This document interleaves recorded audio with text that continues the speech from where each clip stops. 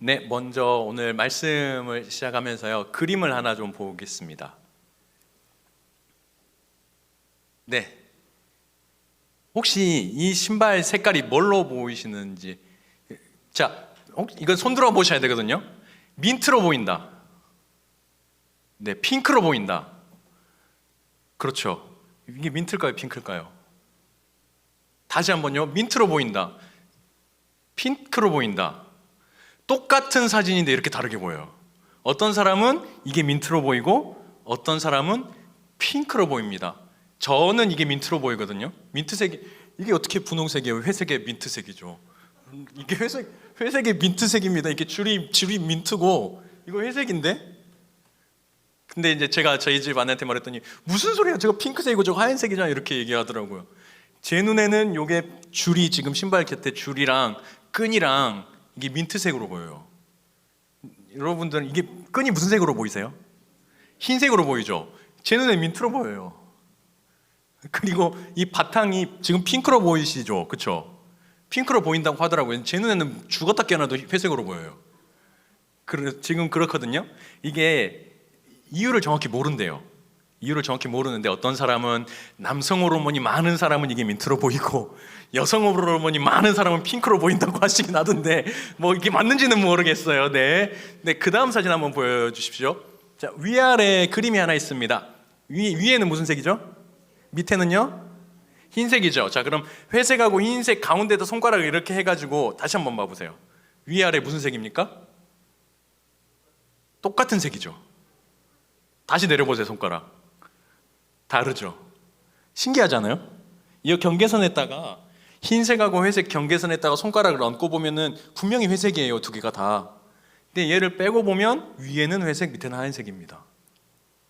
제가 무슨 말을 하려고 하냐면은, 이게 사람의 눈이라는 게요, 개인에 따라서 같은 색도 다르게 보이고요, 다른 색도 같게 보이게 해요. 근데 그게 지금과 같이 네, 이제 저 보여주셔도 돼요.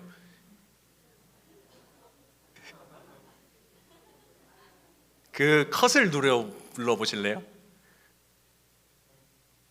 저 이대로 설교해야 될 수도 있는데, 그러면 위에는 회색, 밑에는 하얀색으로 두고. 네. 아무튼 그냥 들어주세요. 이렇게 배경화면이 있다고 생각하시고, 네, 이따가 조금 설교가 지루해진다 하면 손가락 이렇게 한 번씩 가려가지고는 위에 색깔이 같은지 다른지도 한번 확인해 주시고. 근데 이렇게 지금 색깔 같이 그런 게 있다, 신기하다, 뭐 이 정도 되는 거 말고요, 우리가 살아감에 있어서 있잖아요. 살아감에 있어서 이 어떤 상황, 내 눈으로 보는 것에 대한 이 차이가요, 이 어떤 관점으로 보느냐에 따라 이게 하나님이 주신 선물인지 훈련인지 축복인지 저주인지, 이게 굉장히 큰 어떤 영향을 미칩니다. 우리 레아라는 여인이 등장을 하거든요. 우리 잘 아시는 야곱의 첫째 부인이죠. 야곱의 첫째 부인인데, 이 원래 야곱이요, 원래 레아의 동생 이 라헬을 아내로 맞이하는 조건으로 외삼촌 라반한테 가서 7년을 일합니다. 근데 이 라반이 되게 못됐어요. 야곱이 심는 대로 거둔다고 자기 형 속이고 갔더니 외삼촌한테 또 속임 당해요. 첫날 밤에 어떻게 해요? 결혼식 날 밤에 라헬을 주기로 해놓고 라반이 누구를 들여보냅니까? 큰딸 레아를 갖다가 들여보내요. 이 아버지에 의해서 이 당시에는요, 혼인이 좌우되는 사회였기 때문에 이 레아는요, 사실 좋든 싫든 간에 이 결혼을 거부할 수가 없었어요.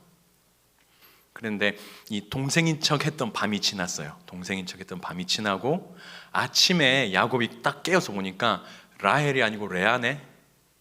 어떻게 해요? 야곱의 얼굴이 굳어지는 거예요.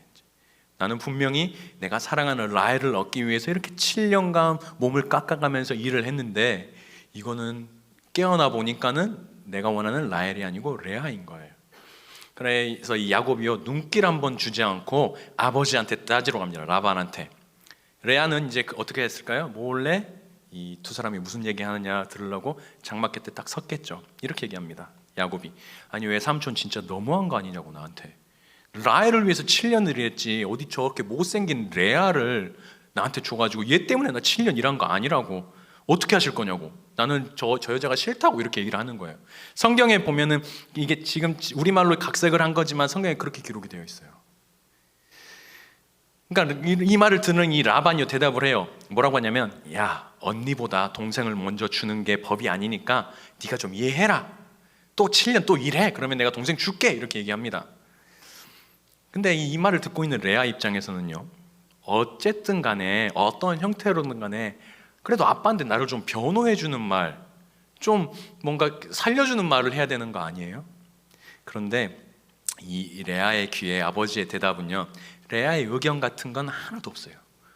그냥 아버지 생각, 이 라반이 생각했을 때 레아는요, 사업을 위한 그냥 어떤 물건, 비즈니스를 위해서 그냥 희생해야 되는 그런 존재인 겁니다. 이때 레아의 기분은 어떨까요? 아마 말할 수 없이 비참하지 않았을까요? 그리고요, 오늘 본문 읽으신 31절부터 보면 그 이후로 이 레아가 남편 야곱으로부터 받았던 이 대우를 우리가 짐작할 수 있는 부분들이 많이 기록이 되어 있어요. 먼저 31절 오늘 읽은 거 보면 이렇게 되어 있습니다. 여호와께서 레아가 사랑받지 못함을 보시고라고 기록이 되어 있습니다. 네, 이 여기서 사랑받지 못함이라는 이 단어가요, 싸네라는 말이거든요. 히브리 말로. 근데 이게 사랑, 우리가 그렇잖아요. 사랑하는 사람도 있고 안 사랑하는 사람도 있고 그렇잖아요. 근데 이 단어는 어떤 단어냐면 저런 단어예요. 빨간색으로 적어졌던 미워하다, 증오하다, 경멸하다라는 단어를 쓸 때 사용하는 단어가 저 사네라는 단어예요. 저 단어가 성경에 언제 쓰이냐면요, 신명기 같은데 하나님이 우상들을 가증히 여기다 이런 데 쓸 때 쓰는 단어가 저 단어예요. 하나님이 이사야서에서 너희들의 절기를 싫어하고 미워한다라고 했을 때 쓴 단어가 저 사네란 단어예요. 고로 야곱은 지금 레아를 어떻게 해요? 그냥 사랑 아내가 아니고 굉장히 미워하고 경멸하는 존재였던 거예요. 왜냐하면 이 레아는 아버지 말에 복종해서 원하지 않는 결혼을 했지만은 남편 입장에서는 이런 거예요. 진짜 내가 싫어하는 얘 때문에 또 7년 또 이래야 되네? 이런 거예요. 동생인 척하고 속였으면서 밤에 나한테 한마디도 안 했어, 이런 거예요. 야곱 입장에서는 레아가 너무 미운 겁니다. 지금 자기 싫어하는 사람하고 여러분 한 공간에서 특별히 가족으로, 특별히 결혼하신 분들은, 장년들께서는 부부로 사는 게 얼마나 힘들어요. 우리 청년들 뭐 남자친구 여자친구 있으면 마음에 안 들어요. 예를 들어 뭐 내 남자친구가 나를 경멸한다 그러면 어떻게 해요? 어떻게 해요? 그냥 빠이빠이 하잖아요. 그래, 그럼 난 너랑은 안 되겠다. 그리고 심지어 결혼을 해도요, 남편이 나를 경멸해, 날 무시해, 날 싫어해. 그럼 어떻게 해요? 요새는 그럼 정 못 살면 갈라지자 하죠. 그런데 이 사회는 그런 사회가 아닌 거예요. 남자한테 여자가 모든 걸 걸어야 되는 그 사회였던 거예요. 고대 사회, 이스라엘. 이 레아의 입장에서 지금 레아가 처한 상황은요, 정말 최악의 상황인 거예요. 희망이 하나도 없는 상황인 겁니다. 그런데 이 상황에서 이 환경을 타개할 수 있는 딱 하나의 방법이 있습니다. 뭘까요? 아들을 낳는 거예요. 아들을 낳아주면은 이 여자가 비록 미움받고 있지만 그 집안에서 최고의 이 높이까지 올라갈 수 있는 거예요. 당시 가족 구조를 생각해 보면 아들을 낳는 게 그 가정에 있어서 가장 최고의 일이었던 거예요. 돈을 당장 버는 것보다 아들 하나 낳는 게 장래를 위해선 가장 좋은 미래 계획 사업인 거예요. 이 사실을 잘 아시는 하나님이시겠죠. 그래서 32절 보니까 레아를 긍휼히 여기셔서 아들을 주세요. 아들을 주시고 그 이름을 르우벤이라고 합니다. 르우벤, 그 이름 뜻을 보니까 뭐라고 되어 있냐면 보라 아들이다. 여러분 성경책 보시면 어떤 성경책들은 밑에 이렇게 적혀져 있어요. 이렇게 가로, 이렇게 조그만 가로를 해가지고 보라 아들이다 이렇게 써져 있는 성경책 있는지 모르겠어요. 여러분 성경책 중에 루가 보다란 뜻이에요. 벤이 아들이란 뜻이거든요. 루벤, 아들이다, 봐라 아들이다 인 거예요. 레아가 물론 이 아들 하나님이 주신 거 알고 있었습니다. 근데 그 시선이 여전히 레아는 누구에게 향해 있어요? 야곱한테 가 있는 거예요. 남편한테 이렇게 얘기하는 거예요. 아들의 이름을 루벤이라고 지었잖아요. 날 좀 봐주세요 라고 하는 거예요. 야곱한테 남편 날 좀 봐줘 라고 하는 거예요. 그렇게 차가운 눈빛으로 날 좀 투명인간같이 취급하지 말고 나 좀 봐주세요 라고 하는 거예요. 나도 그렇게 나름 못생기지만 않았어요. 나도 매력이 있어요 라고 말하는 거예요. 그렇게 해서 아들임을 루벤이라고 하는 거예요. 그러나 야곱의 시선은 레아를 향하지 않아요. 야곱은 언제나 동생 라헬을 바라봅니다. 그 모습을 보는 레아의 삶이 얼마나 고통스러웠을까요? 고통과 신음소리로 가득 찼겠죠. 하나님이 그 소리를 또 들으세요. 그래서 둘째 아들을 주십니다. 둘째 아들의 이름이 뭡니까? 시므온이에요. 시므온의 뜻은 듣다, 들으심이라는 거예요. 레아는 이 말을 통해서, 이 시므온을 통해서 뭘 말하고 싶은 거예요? 내 말 좀 들어주세요. 남편한테 나 어디 가서 말할 데가 없어. 내 말 좀 들어주세요. 라고 하는 거예요. 여러분, 아이 혼자 키우면 얼마나 우울하고 힘들 때가 많습니까? 사실 제가 말하기엔 죄송해요. 제가 많이 키운 게 아니기 때문에. 언젠가 제 아내가 이런 말을 하더라고요. 제가 아침에 일을 시작하기 전에 일을 출근을 해요. 그러면 하루 종일 집에서 기다리는 거예요. 남편 오기를. 뭐 이렇게 뭐가 제가 예뻐서 뭐 얼마나 그렇게 사랑스러워서 기다렸겠어요. 그냥 기다리는 거예요. 그리고 제가 퇴근해서 돌아오면은 큰일이 아닌데요, 그 하루에 있었던 일을 쫙 펼칩니다. 오늘은 뭐 했고, 하경이가 잠도 안 자고 계속 울었고, 분유를 몇 번을 탔는지 모르겠고, 아기를 파느라 팔이 늘어나가지고 떨어질 것 같고, 시아버지 시어머니 때문에 제대로 눕지도 못하게, 뭐 이거 이렇게 오늘 있었던 일에 대해서 쫙 말이 조잘조잘 얘기를 해요. 근데 그 패턴이 보면은요, 매일매일 똑같아요. 똑같은 말을 일주일 내내 들어요. 월화수목금토일을 똑같은 말을 듣습니다. 그런데 다음 주가 되면 또 그 말을 또 듣는 거예요. 왜요? 제가 못 알아먹어서 그럴까요? 아니에요. 말을 할 사람이 없는 거예요, 나 말고는. 집에서 애기를 키우는데 남편 말고는 아무 때도 말할 데가 없어. 근데 오늘 레아도 마찬가지예요. 내 말 좀 들어주세요 라고. 당신이 나 모른 척하면 나는 어디 가서 누구한테 말해 라고. 근데 참 무심하죠, 야곱이. 동생 라헬하고만 대화를 합니다. 레아에게 찾아오지 않아요. 하나님이 또 아들을 주세요. 오늘 이 부분에 제일 많이 나온 단어가 아들을 낳고 임신하고 아들 낳고 임신하고 아들 낳고죠. 이름을 뭐라고 짓냐면 레위라고 짓습니다. 레위의 뜻은 연합하다, 애착하다, 밀착하다 이런 뜻이에요. 사랑하다. 이렇게 생각했습니다. 아 그래, 이제 아들 셋이나 낳았는데 아들 셋 낳아주면 엄청 큰일한 겁니다. 이제는 날 좀 더 사랑해 주겠지라고 생각하는 거예요. 날 좀 더 가까이 해주겠지? 라헬은 애도 못 낳았는데 내가 이 집안에 해준 게 얼만데, 아들 낳았는데. 그러나 기대와는 달리 야곱은 끝까지 레아를 쳐다보잖아요. 가까이 하지 않고요, 그냥 가족 숫자를 늘리기 위해서 잠자리만 하는 거예요. 잠자리만 하니까 아이들이 태어나죠. 사랑 없는 스킨십을 하는 겁니다, 야곱 입장에서는. 제가 그래서 죄송하지만 성경 인물 중에 제일 안 좋아하는 사람 중에 하나가 야곱이에요. 저하고 닮아서 그랬나 봐요. 야곱을 좀 싫어해요. 되게 너무 좀 그렇고, 네. 좀 화가 나요. 라고 딸만 가져서 그런지 모르겠어요. 나중에 야곱 같은 놈한테 시집갈까 봐 막 화가 나서 그런지 모르겠는데 야곱이 좀 싫어요, 저는. 잠자리만 하는 거예요. 레아는 어떤 기분일까요? 내가 애 낳는 도구가 된 기분인 거예요, 아마. 그렇지 않아요? 남편이 날 사랑하지 않는데 그냥 와서 잠자리하고 아이 낳고, 잠자리하고 아이 낳고, 잠자리하고 아이 낳고가 레아의 삶인 거예요. 내가 애 낳는 기계인가?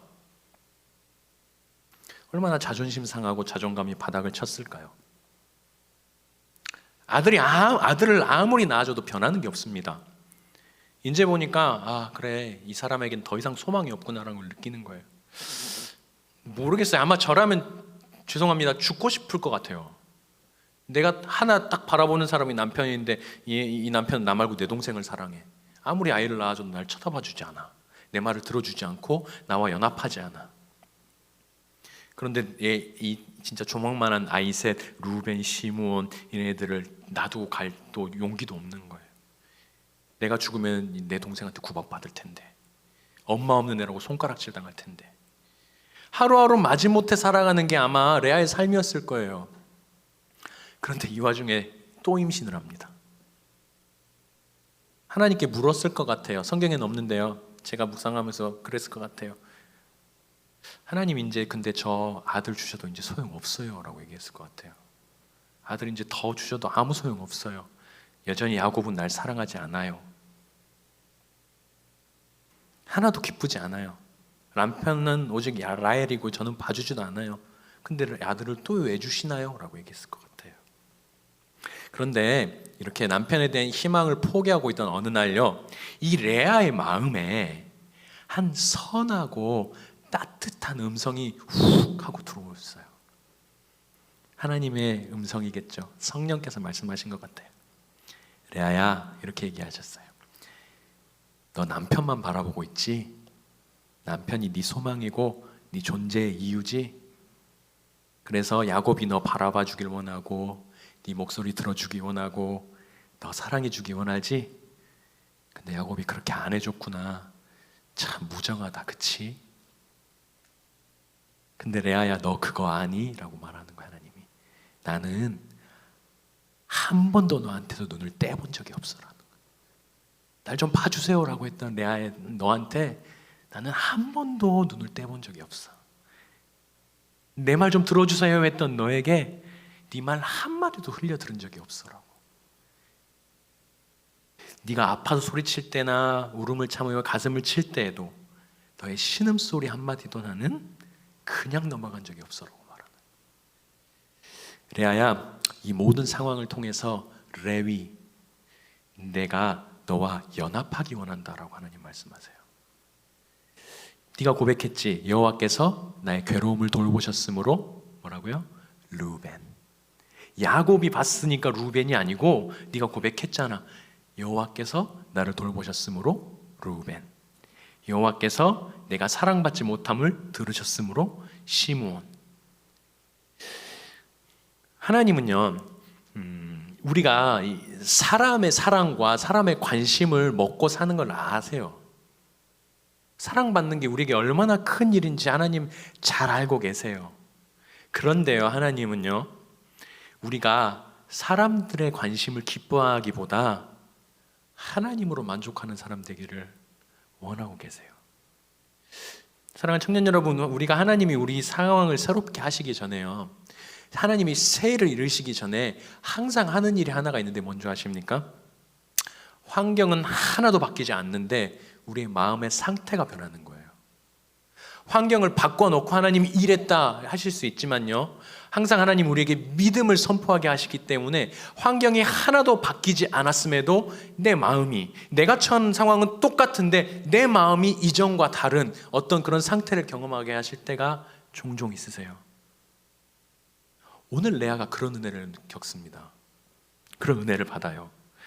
레아가요, 오늘 상황을 보면요, 성경에 일부러 그렇게 쓴 것처럼 32, 33, 34, 35에 똑같은 말이 계속 반복됩니다. 임신하여 아들을 낳고 그가 다시 임신하여 아들을 낳고 그가 또 임신하여 아들을 낳고 그가 또 임신하여 아들을 낳고라고 계속 똑같은 말이 기록이 되어 있어요. 무슨 말이에요? 레아의 상황은 하나도 바뀌지 않았다는 거예요. 야곱은 여전히 날 사랑하지 않고 나는 여전히 그냥 아이를 낳는 기계인 거예요. 그렇게 느낄 수 있어요. 그런데 이 넷째 아이의 이름을 짓는 이 레아의 반응이요, 이전과는 전혀 다릅니다. 넷째 아이의 이름이 무엇인지 아십니까? 유다입니다. 유다의 뜻이 뭘까요? 찬송이에요. 감사라는 거예요. 내가 이제는 여호와를 찬송하리로다. 내가 지금 처한 상황이 하나도 바뀐 게 없고 이 사람은 여전히 날 사랑하지 않지만 그러나 그럼에도 불구하고 내가 이제는 여호와를 찬송하리로다.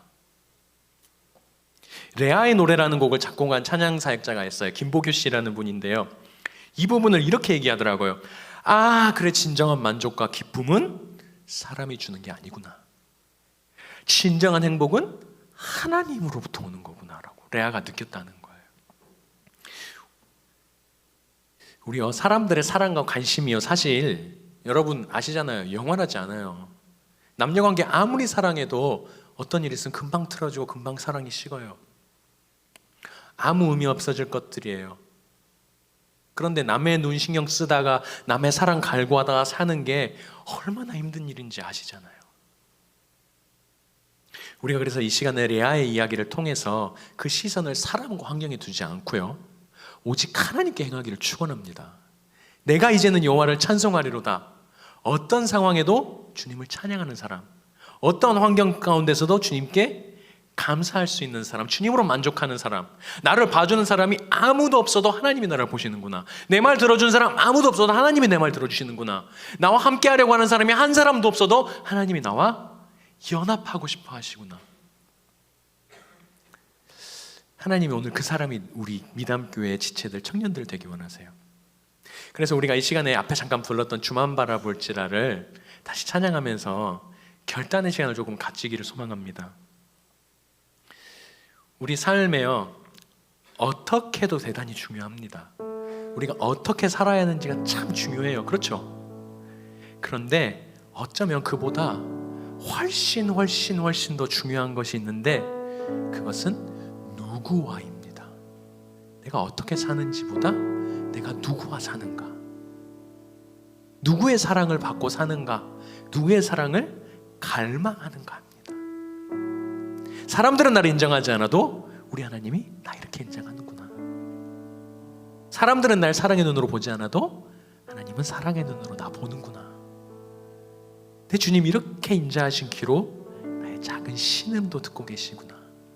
우리 이 고백을요, 이 찬양과 함께 하나님께 올려드리면서 오늘 하나님께 또한 예배함으로 계속해서 나아갔으면 좋겠습니다.